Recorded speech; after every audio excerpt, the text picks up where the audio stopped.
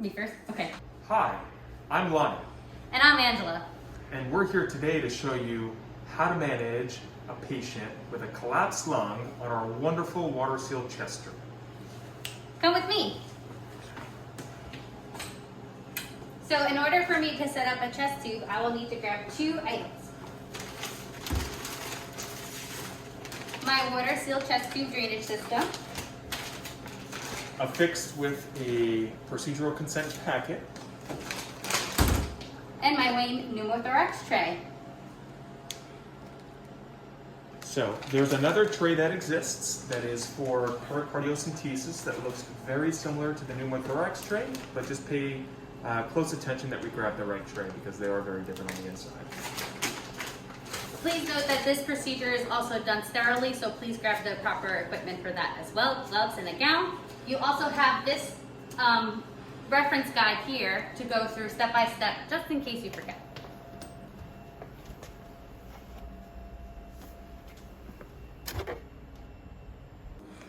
So here you have your Ocean Water Seal chest drainage system.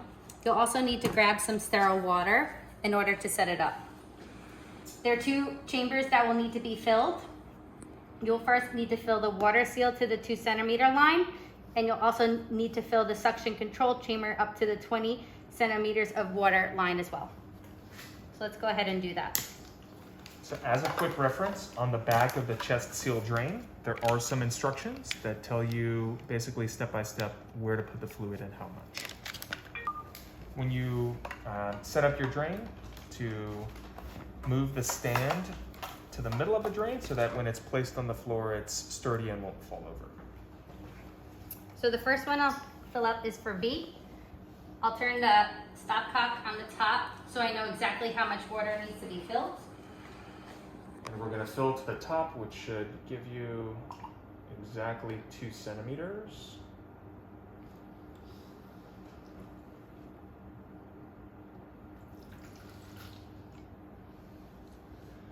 And look at that. You'll notice that it starts to turn blue, just as a better visual for what the level is at.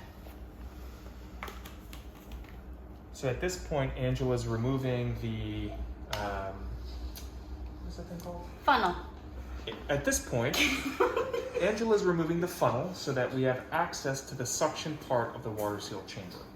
As a reminder, the area that gets connected to the suction and not to the patient says suction here in relatively small writing, but a good way to remember it is that the part of the tubing that does go to suction does have a valve that is turned off and on, and it should always be in the on position, which is up. The second portion I'll have to fill is in section A. So you'll notice this little gray stopper is here. And I'll be careful to fill it just to the 20 centimeters of water line. So the next question you may ask is, why are we filling water to a 20 centimeter line? So the whole purpose of the suction control chamber is to create negative pressure to help the lung reinflate and to pull air out of a collapsed lung.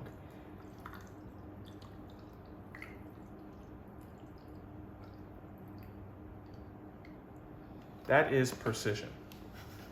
So Angela now is covering the hole in which we filled the suction control chamber. And now you see that you've got water in 2 different components of the system. And the suction control chamber, again, to help bring air out of a lung and help the lung to reinflate. And in the air leak monitor, which is what we use, it's almost an acoustic window into the pleural space to see what's going on with a reinflated lung. Don't forget your procedural sedation packet. This is a prime example of when we should be using this, making sure that you're obtaining 2 consents, one for the procedure, one for the sedation. And don't forget your timeout. 3. This is the Heimlich valve. It is a one-way valve that is used often in the ambulatory setting for management of pneumothoraces. However, in the emergency department setting, it is the standard of care to use the water-sealed chest drain. If you're in a situation where you're unable to locate a water-sealed chest drain, this may be used as an alternative device.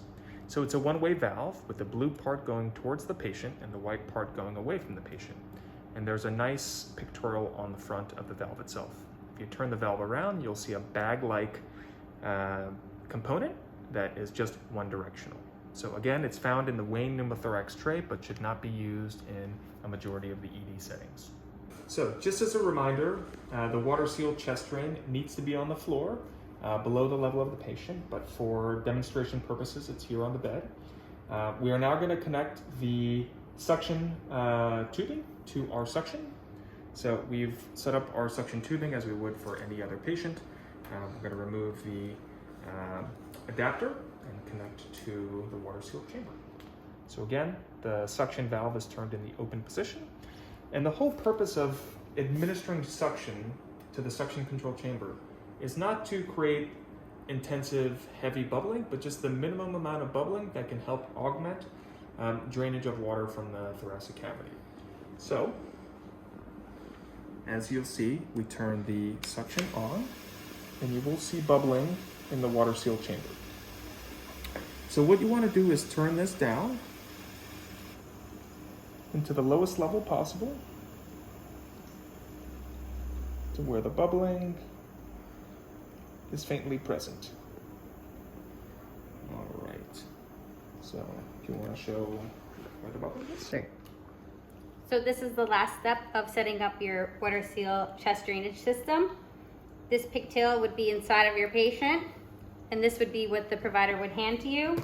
And this is your connection tubing for the water seal that would go directly here. 3. Okay. So we are now connected to suction with the suction valve up, which is open. And turning on suction, you're going to see bubbling in the suction control chamber. And you just want to turn down the amount of suction being delivered so that it's bubbling with the minimum amount of velocity. So again, the suction in the suction control chamber helps to improve the lung dynamics and remove air from a collapsed lung. Pause it there. 3. For demonstration purposes, in the air leak monitor chamber, which is chamber 3, once the tubing is connected to the pigtail catheter, you will see bubbling in this chamber as well, and that's indicative of air being pulled out of the lung. In addition, you may see the rise of this ball, which is called tidling, which is indicative of a patient taking in breaths during the recovery process. Okay. All right, so for demonstration purposes, again, this is not a real patient. Once the tubing is connected to the pigtail catheter, you will see bubbling in chamber C. That is the air leak monitor, and that is what you want to see. At the same time, you still should see suction bubbles in chamber A as well. What you may notice is that there's a small ball to the right of chamber C, and that ball will rise when the patient takes a breath in and will lower when the patient takes a breath out, and that is called tidling, and that is something you also may see as well.